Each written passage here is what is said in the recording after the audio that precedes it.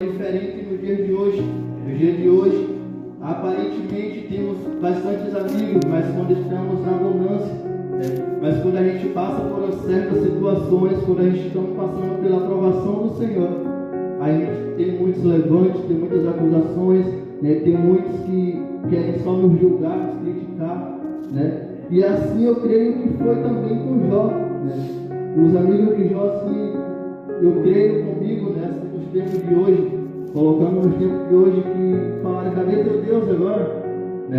Porque uma pessoa que era bem sucedido e que era fiel a Deus, aparentemente aos olhos do homem, não era para passar pelo que Jó passou, pela perca que Jó passou.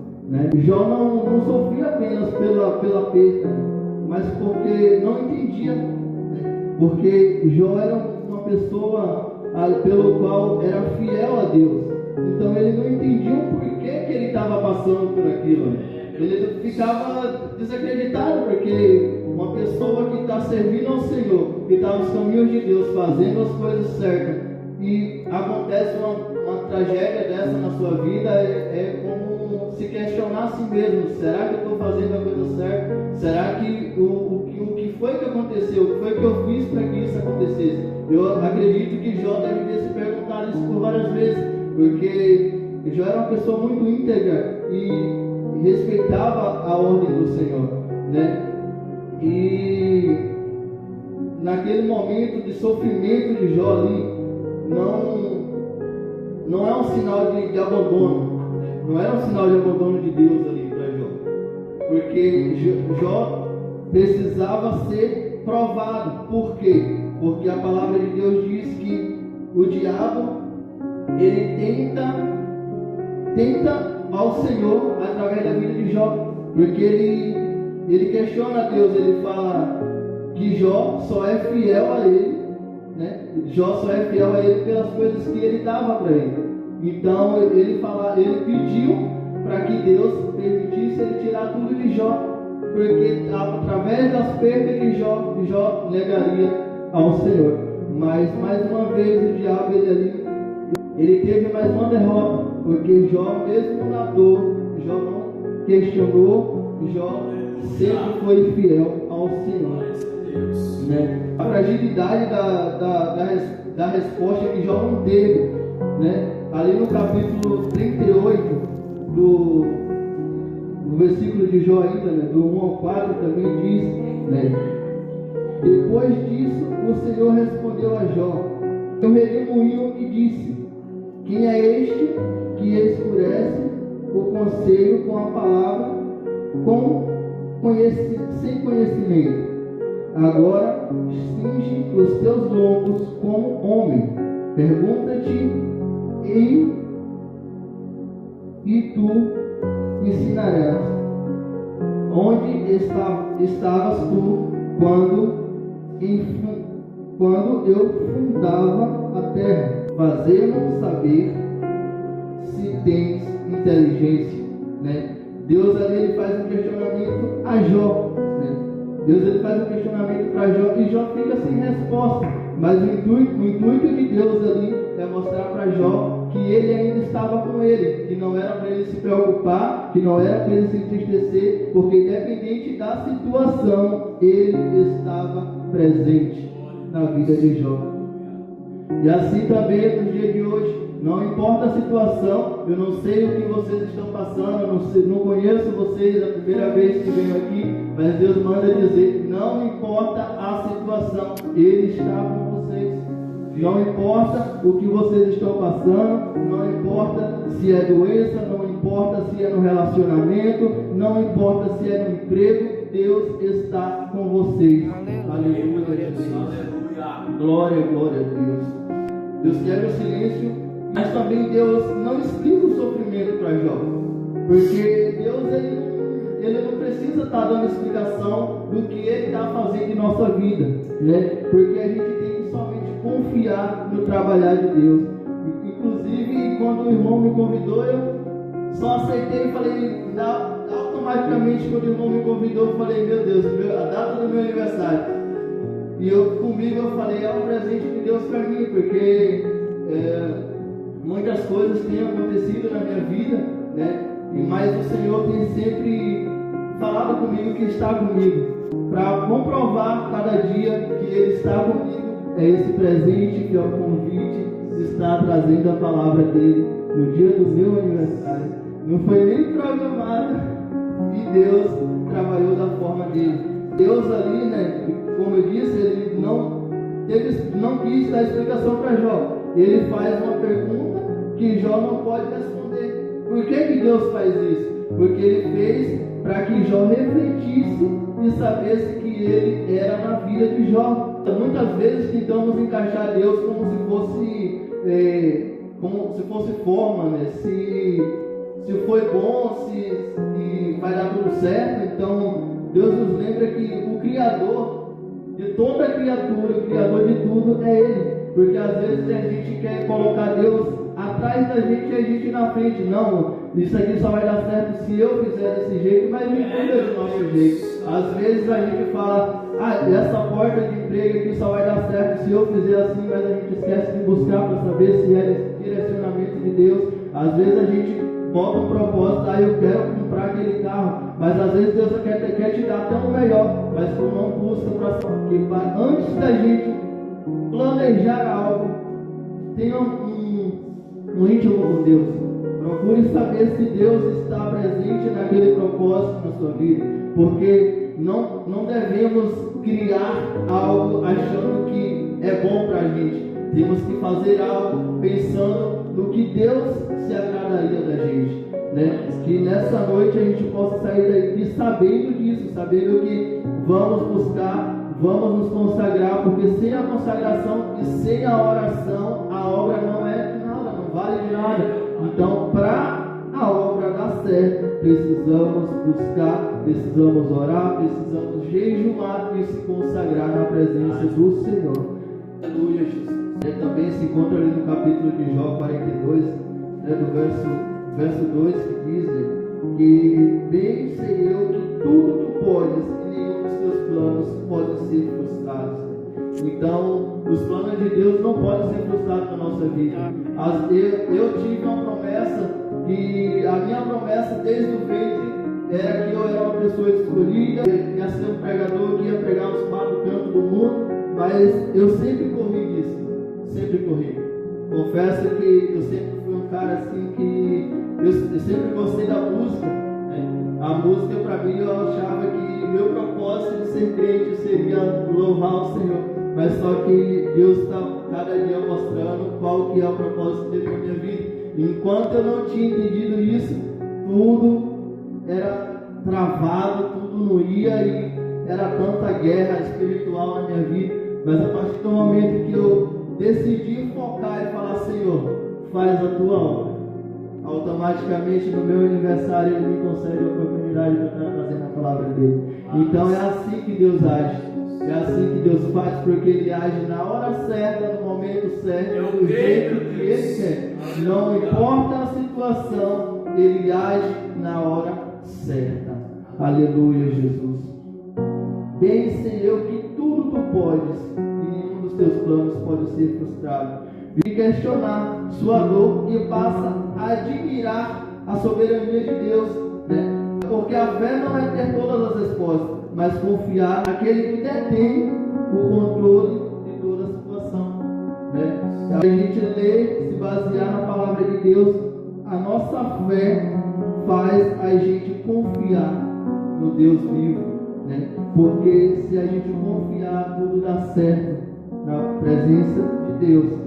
Não podemos deixar de confiar no trabalhar do Senhor. Pode passar anos, pode passar dias, porque para Deus um dia é como se fosse 1000 anos, e um ano para Deus um dia para Deus é como se fosse um ano, e um ano como se fosse 1000 dias. Então pode ser hoje, pode ser amanhã, pode ser daqui a 10 anos, mas a promessa que Ele fez na tua vida e na tua família vai ser concretizada pela promessa do Senhor. Antes da prova, Jó tinha, né, a teoria correta, que era só ouvir. Depois da prova, Jó teve uma intimidade profunda, Porque Deus ele tem sua forma de trabalhar. Às vezes, quando está tudo dando certo na nossa vida, a gente esquece de orar, a gente esquece de se consagrar, a gente esquece de buscar ao Senhor. Mas quando a prova vem, a gente lembra que daquele cantinho que a gente esqueceu, que está cheio de poeira, a gente lembra que é lá que Deus nos responde, é lá que encontramos força. Então nessa noite Deus manda te dizer: cadê você? Deus está te procurando. Deus está te procurando naquele canto, Deus está te procurando no quarto. Fecha a porta do teu quarto e ora, porque é de lá que vai vir a resposta para a tua vida nessa noite. Aleluia, Jesus. O sofrimento removeu a distração, porque Jó, quando tinha seus bens, suas riquezas, ele estava distraído. Assim é na nossa vida também. Quando nós temos, eu digo por mim, quando eu não tinha nada, eu buscava, falava: Senhor, se o Senhor me abençoar com o transporte, eu vou fazer isso para a tua casa, eu vou fazer desse jeito, vai ser desse jeito. Mas quando eu comprei minha primeira moto, eu perdi minha fé. Quando eu comprei minha primeira moto, ainda nos primeiros dias eu saía, todo dia eu estava em uma igreja diferente, mas daí eu comecei, os amigos falavam: vamos ali no aniversário, lá vai eu pro aniversário, vamos ali numa festa, lá vamos nós para uma festa. E aí nesse de festa e aniversário, e aí quando a gente faz um propósito com Deus, Ele não esquece. Então, se você faz um propósito e não cumpre, Ele tem o poder de tomar de volta, né? Então assim foi na vida de Jó. E Jó, ele estava ali desapercebido, né? Ele estava ali somente confiante, porque ele tinha riqueza, tinha sua família sucedida, tinha sua esposa, tinha suas cabeças de animais. Então Jó, como era uma pessoa muito rica, né, digamos assim, ele era disperso. Então ele, na teoria, ele só ouvia, mas depois da prova, Jó começou a ter intimidade com o Senhor e passou a vê-lo, né? Porque ele só ouvia, e com a intimidade ele passou a ver o Senhor, né? O sofrimento que removeu a distração de Jó, porque se ele não tivesse passado pelo sofrimento, talvez ele estaria disperso e o diabo poderia ter tentado mais uma vez conseguir. Assim na nossa vida, o diabo ele tenta de todas as formas. Então, se a gente não focar no Senhor, se nós não ficarmos ligados no Senhor, em jejum, em oração, em consagração, a nossa queda pode ser feia, né? Então, que possamos estar ligados sempre nos caminhos do Senhor, buscando o Senhor, porque só Ele pode nos livrar de toda a maldade desse mundo, né? Eu vou contar um breve testemunho, como o irmão estava falando. Eu comentei com o irmão que certo período da minha vida, né, minha mãe, eu sempre vim de uma família humilde, né, e minha mãe, ela passava por dificuldades com meu pai, e daí ela se separou do meu pai. E a partir do momento que ela se separou, ela tinha que trabalhar para poder sustentar eu e meus outros dois irmãos. Então ela saía para trabalhar, e como eu era sempre o mais arregado, então minha mãe às vezes ela tinha que estar me levando para os trabalhos, porque ela saiu, acertava meus irmãos em casa, porque era o caçula, então sabia que quando ela chegasse não dava nada para mim, né? Só que passou um período da vida que minha mãe não podia mais me levar, né? Porque eu fui crescendo, então minha mãe não podia estar me carregando. Então ela conseguia pessoas para estar olhando a gente em casa. Só que a partir do momento que ela começou a me deixar em casa, eu comecei a ficar fraco na fé. E nesse fraco na fé eu comecei a fazer amizades na escola, e através dessas amizades eu acabei conhecendo o mundo lá fora, né? E através desse mundo eu comecei cada vez mais se aprofundando. Entrei no mundo do crime, comecei a usar droga, e muitos me largaram de mão. Passou um tempo da minha vida que até minha família virou as costas para mim. E eu sou grato a Deus, porque minha mãe, ela sempre foi fiel, ela sempre orou, ela sempre buscou, ela sempre desceu as madrugadas, porque se não fosse por ela, se Deus não tivesse dado força à minha mãe, eu não estaria aqui hoje. Assim como muitos diziam que eu não passaria dos 18 anos, muitos diziam que eu não chegava aos 15 anos de idade, né? Mas o Senhor que fez a promessa, Ele foi fiel, para cumprir a palavra dele, né? E a promessa dele na minha vida. E eu sou grato ao Senhor, sou grato à minha mãe, e sou grato a muitos que me deram apoio, porque minha mãe, ela sofreu muito comigo. Minha mãe, ela teve que estar me mandando para lugares, porque ou eu ia ser morto pela polícia, eu acabava sendo morto pelos rivais, porque eu estava muito retado, estava bagunçando demais, e minha mãe não sabia mais o que fazer, né? E o diabo, ele me cegava e fazia com que eu ficasse contra a minha mãe. Minha mãe me dava conselho, e aí o diabo colocava na minha cabeça que não ouve ela, que ela está errada. E daí o diabo fez eu ficar de mal da minha mãe, fiquei de mal da minha mãe, saí de casa, e aí foi que eu mais me aprofundei, porque minha mãe me dava conselho para o bem, e o diabo dizia que os conselhos que ela me dava eram mal. Então o diabo ali naquele momento, ele conseguiu me cegar no reino espiritual, conseguiu me levar para um mundo ao qual hoje eu olho assim para trás e falo, em nome de Jesus, eu olho para trás assim e falo, meu Deus, por que eu ficava indagando por que eu estou passando por isso, né? Passei por situações onde policiais me levaram para tentar ceifar minha vida, né? Mas o Senhor, ele sempre foi comigo, o Senhor sempre me deu livramento, o Senhor, ele sempre foi presente na minha vida e sempre falou, aleluia, e sempre falou para mim que estava comigo e que não me abandonaria, né? Então eu sofri bastante, Deus usava vasos para falar comigo, e o diabo colocou um ódio dentro do meu coração. Eu falava que eu não ia mais ser crente, né? Eu não imaginava que eu iria voltar para a igreja, porque eu tomei um rancor, sabe, do Evangelho, né? Por conta de algumas coisas que aconteceram na minha vida. Coisas que aconteceram na minha vida, eu fiquei desacreditado, desacreditado. Eu falava, mas que promessa que é essa? Por que Deus prometeu e tudo isso acontece na minha vida, né? Mas só que eu estava colhendo o que eu estava plantando, né? Eu questionava ao Senhor por algo que eu estava plantando e estava colhendo, né? Então o diabo, ele me fazia cego, e com isso minha mãe sofria, minha família sofria, né? Porque minha mãe não sabia mais o que fazer, e foi o momento em que Deus usou eu fui numa vigília junto com um amigo meu, e aí Deus pega nessa vigília e fala para ele, meu amigo, hoje eu estou te dando a última chance, e essa chance que eu estou te dando, abrace essa oportunidade, porque se não abraçar, eu prefiro te tirar da terra para não perder a tua alma, né?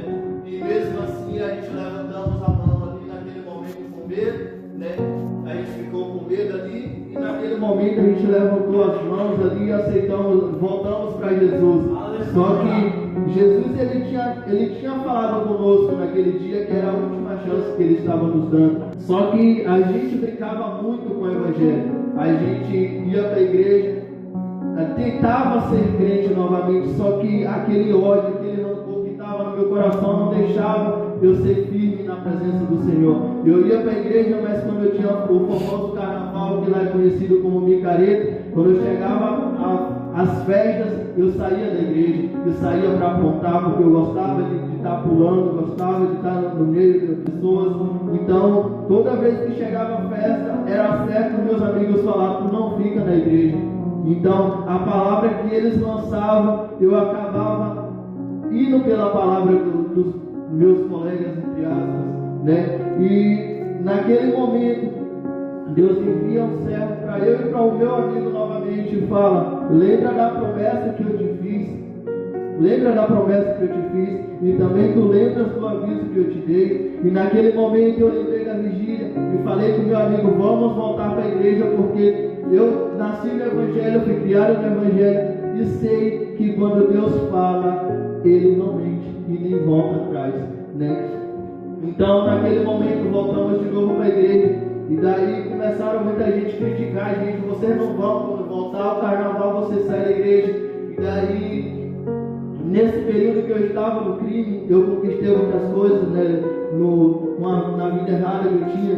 Então às vezes eu ficava pensando, se eu aceitar Jesus, eu tenho que largar tudo isso aqui, né? E aos olhos do homem, tudo aquilo é bom, né? Porque o diabo, ele nos cega e faz a gente entender que aquilo ali nos basta, mas quando eu chegava em casa, eu sentia aquela angústia, eu sentia que estava faltando algo, porque a gente, sem a presença de Deus, a gente fica vago, a gente encontra, a gente sai, a gente dá risada, a gente se diverte, né? A gente enche a cara, mas quando volta para dentro de casa, é lá que a gente sabe se a gente está bem de verdade, porque quando a gente está com o Espírito Santo de Deus dentro de nós, o Espírito Santo de Deus nos conforta nos momentos difíceis, nos momentos que pensamos que estamos só, o Espírito Santo de Deus, ele nos abraça e fala que está conosco, que está nos acolhendo. Então, eu achava que eu era feliz, eu tinha várias mulheres, fazia o que eu queria, porque eu tinha liberdade para fazer isso, porque o dinheiro compra tudo menos a salvação.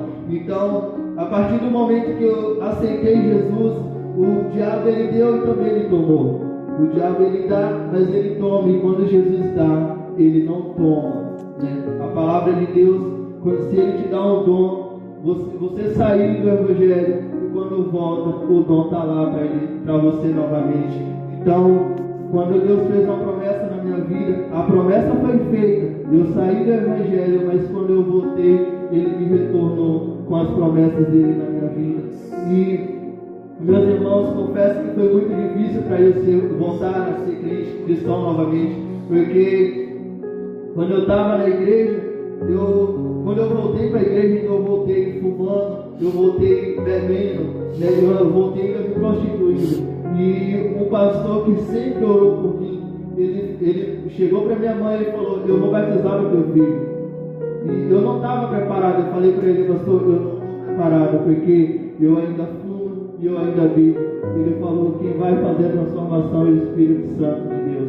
Se você estiver aqui com o propósito de ser cristão de verdade, eu vou te ajudar, eu vou pegar pela tua mão e o Espírito Santo de Deus vai te transformar. Porque para a gente aceitar a Jesus, a gente não tem que esperar estar preparado, porque nunca estamos preparados ao Senhor.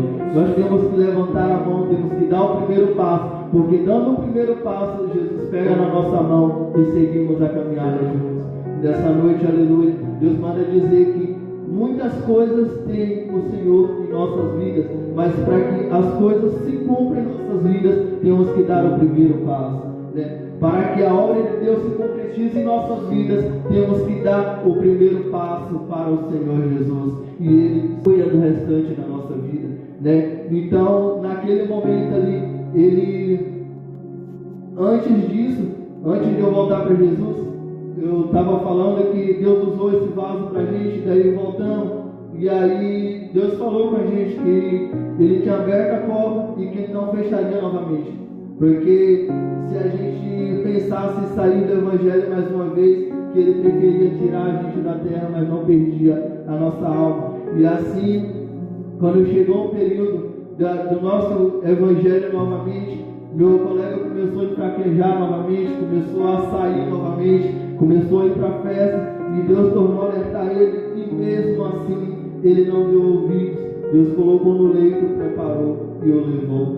Então, nesse momento, eu pensei comigo: meu Deus, se o Senhor fez isso com ele, então o que o Senhor falou é verdade. Então eu vou focar no teu Evangelho, eu vou focar. E muitos falaram para mim: tu está aí com medo, mas naquele momento eu estava por medo. Eu estava por medo porque eu não queria morrer, né? E eu não queria morrer do jeito que eu estava. Por quê? Porque eu queria dar um orgulho para minha mãe.